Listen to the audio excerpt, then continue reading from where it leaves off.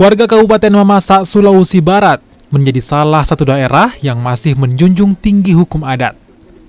Bagi pelanggar norma adat, mereka harus siap menerima sanksi adat yang ditetapkan oleh tokoh adat setempat.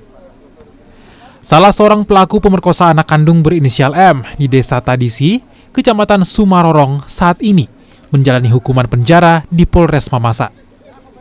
Sementara warga bersama tokoh masyarakat menggelar ritual adat Masuru Talungalo. Ritual adat Masuru Talungalo merupakan sanksi adat tertinggi bagi pelaku tindak asusila terhadap korbannya yang masih ada hubungan darah.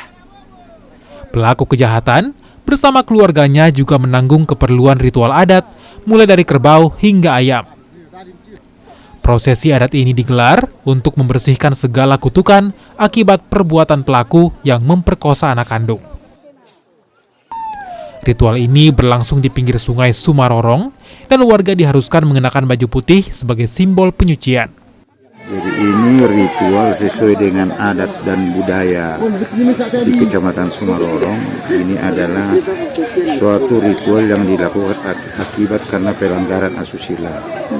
Ya, pelanggaran asusila itu ya termasuk perbuatan yang semena-mena terhadap keluarga yang masih ada hubungan darah, yang biasanya dilakukan kalau ada kejadian seperti begini, namanya Masuru Talungalo.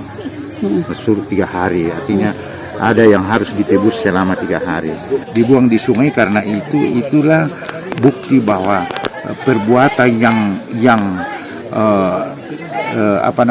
yang keji, yang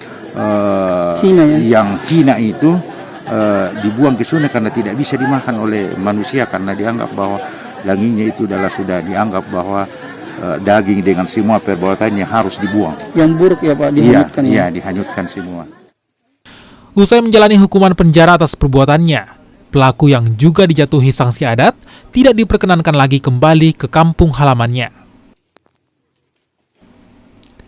Edwin Arwan Petu, Kompas TV, Mamasa, Sulawesi Barat.